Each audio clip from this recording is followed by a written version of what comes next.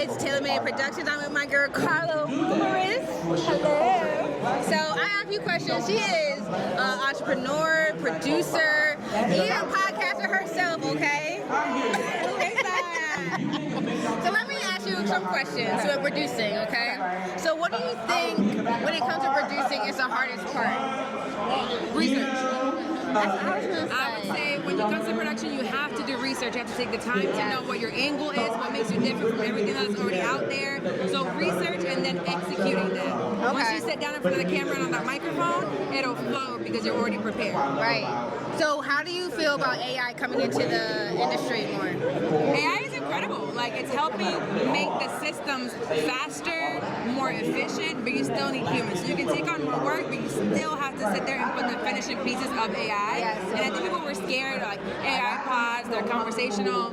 We don't want that anymore. There's actually a big lawsuit right now with Google. The NPR, the guy from NPR is suing Google because they use his voice through AI, and they just can't do that. But even though iHeart is not going to put human produced under each one that is a person, it's an actual human, people want the human. So use AI to simplify your process, your systems, and then you put in there your final touches as a human. Gotcha. So how long have you been in this market for? I quit being an accountant behind the desk, chopping numbers, October 2018. So we are going in 8 years? No, yeah, 8 years.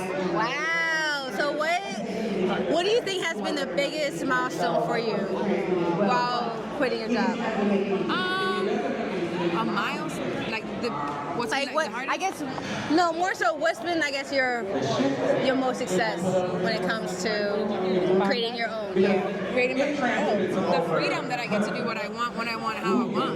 You know, that's part of entrepreneurship. But that also means that I'm working a lot more hours than I did when I was in corporate. It may not look like a 9 to 5. Some days it's like 18-hour days, 3 days straight, and then I'm at the pool for 3 days. You know, but you have to put in the work. That's my favorite part, being able to create my own schedule. Okay. So I am a new mom, and and I want to know, how do you balance it? So you have 2 kids and you have a young one. So how do you balance your work and being a mother? I don't.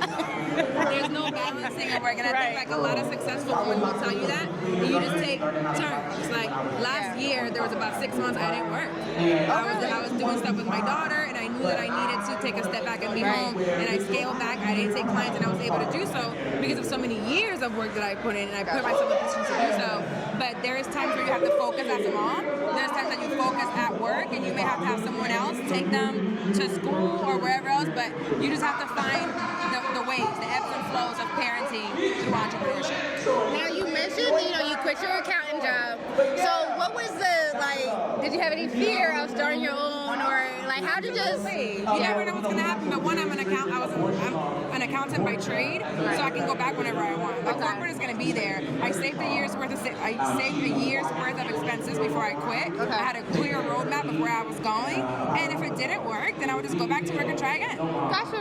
Okay, but clearly it worked out for her. Don't just quit. Okay. Don't just quit now. Don't take the quitting part. Don't do that.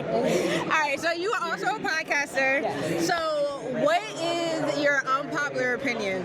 An unpopular opinion? There are a lot of really bad podcasts out there. A lot of really bad. And what makes it bad though? No research. They were trying to be like someone else. No originality. All you're looking for is virality. It just doesn't work. And it's like, it might look good on social media, but Instagram and YouTube is not a podcast. So if your audio is not growing, if your community is not having an ROI, they're not buying from you, what are you doing? So I think there's a lot of really bad pods that may have big numbers on social media, but they don't convert.